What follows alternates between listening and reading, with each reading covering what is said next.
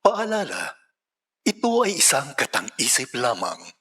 Anumang pangalan, karakter, pangyayari, lugar, ay pawang gawa-gawa lamang.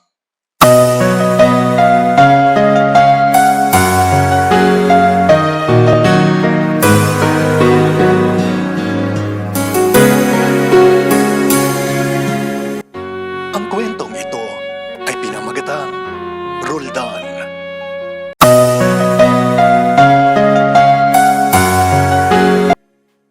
Ang kwentong ito ay tungkol sa isang binatilyo na si Roldan. Si Roldan ay lumaki sa isang probinsya. Siya ay 27 taong gulang. Si Roldan ay isang simpleng binata na may pagkamahiyain, nasa 5'8" ang taas, moreno at may itsura at magandang pangangatawan.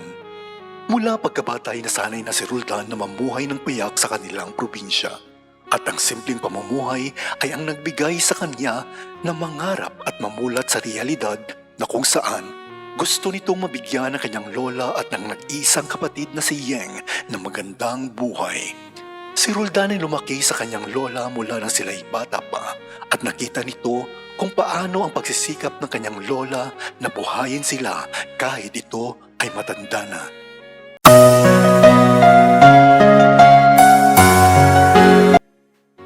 Ngayong matanda na ang lola ni Roldan, kaya naisip nito na pasukin ang mabibigat na trabaho sa kanilang probinsya. Dahilan kung bakit sanay si Roldan sa hirap at lumaki ang kanyang pangangatawan. Si Roldan ay may maayos na tindig, may broskong boses at nakakaakit na dating. Kaya naman maraming kababaihan at ang mga bakla sa kanilang probinsya ay gustong gusto siya, lalo na at mahilig si Roldan na nakataplis lang palagi.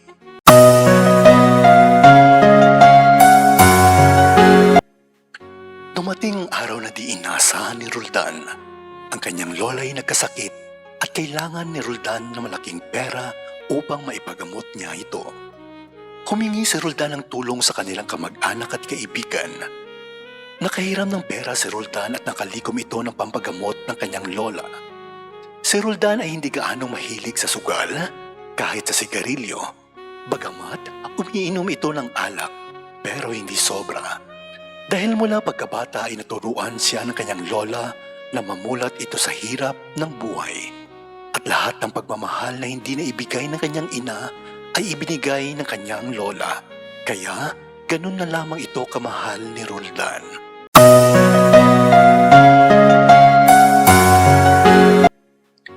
Limang araw na namalagi kanyang lola sa hospital at doon nalaman ni Roldan na komplikado na pala ang sakit ng kanyang lola na nasa 85 years old na. Mula noon ay naisipan ni Roldan na maghanap ng magandang trabaho, ngunit hindi niya ito makikita kapag namalagi ito sa kanilang probinsya. Bagamat high school graduate lang si Roldan, kaya alam niya sa kanyang sarili na hindi ganoon kadali ang maghanap ng trabaho sa kanilang probinsya, lalo na at tinutulungan din ito sa pag-aaral ang kanyang kapatid na si Yeng na magtatapos na rin sa high school.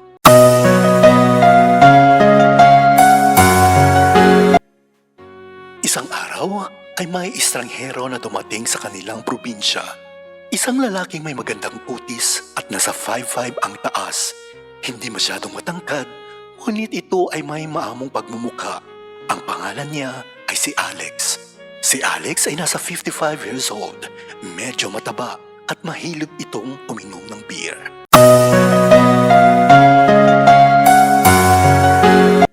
Isang araw, si Alex ay nakatambay sa harap ng tindahan at ang tindahang ito ay pag-aari ni Aling Susan at ito naman ang pinakamalapit na tindahan sa bahay nila Roldan. Pumunta si Roldan sa tindahan upang bumili ng soft drinks at doon namataan ni Alex na may binatang papalapit sa kanya at napaisip ito sa kanyang sarili. Ang gwapo nito at nakakaakit ang itsura at mapanukso ang katawan. Hindi nito maialis ang pagkatitig kay Roldan habang naglalakad ito na papalapit sa kanya habang umiinom ito ng beer na para bang uhaw na uhaw.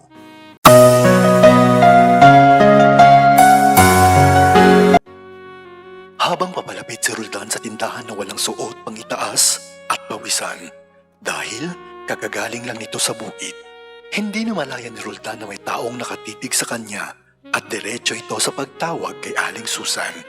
Ngunit napatagalan ito sa paghintay dahil may ginagawa si Aling Susan sa likod ng bahay.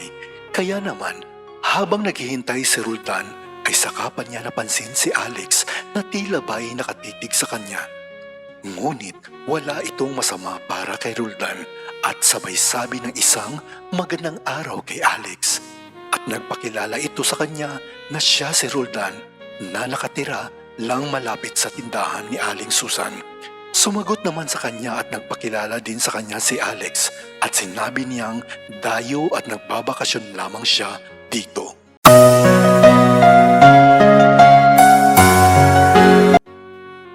Habang nagsasalita si Roldan, hindi maiwasan na tumitig ni Alex sa pawisang katawan ni Roldan at ang pawis nito ay umaagos pababa sa harap ng kanyang mabalbong pusod at napapalunok na lamang ito sa hawak nitong beer. Kaya parang patay mali na lamang ito sa pagkatitig at hindi naman ito namalayan ni Roldan.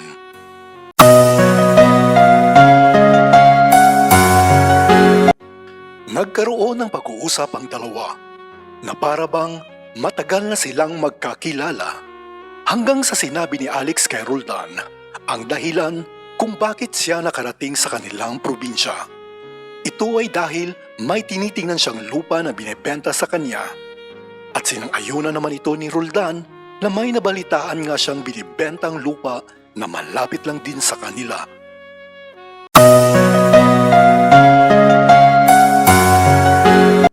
Subalit ang lahat ng mga sinasabi ni Alex ay pawang kasinungalingan lamang at tila ba ay sumasang-ayon ng kanyang mga sinasabi sa naririnig niyang sinabi ni Roldan.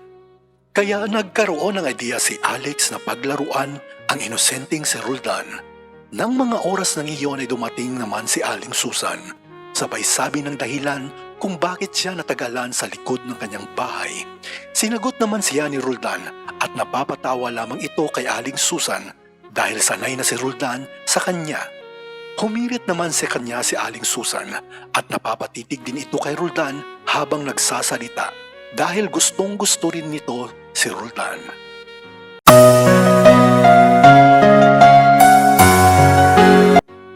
Nang mga oras na iyon, habang patuloy na nagsasalita si Aling Susan, ay inalok naman ni Alex ng isang bote ng beer at hindi naman ito tinanggihan ni Roldan.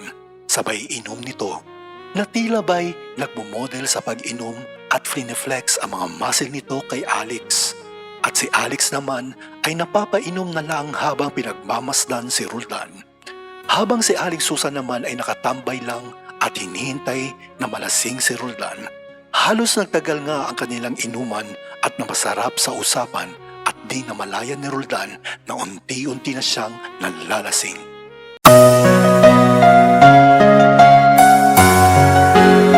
Dumating ang oras ng 8:00 ng gabi at tuloy pa rin si Roldan sa pag-inom ng pang-apat na bote ng beer.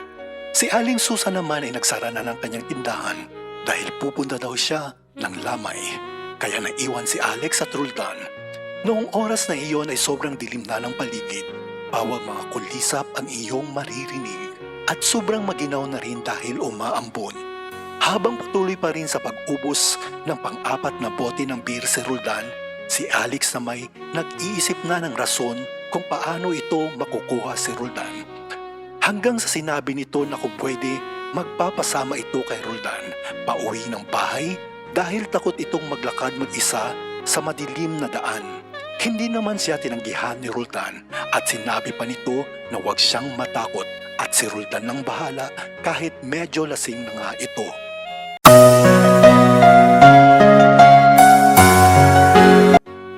Umalis na nga ang dalawa at dahan-dahan itong naglalakad patungo sa tinutuluyang bahay ni Alex. Halos 5 minuto silang naglakad at nakarating nga sila sa bahay, ngunit sakto naman na umulan ng malakas at doon nga ay sinabi ni Alex kay Roldan na magpahinga muna sa bahay at hintayin matapos ang ulan.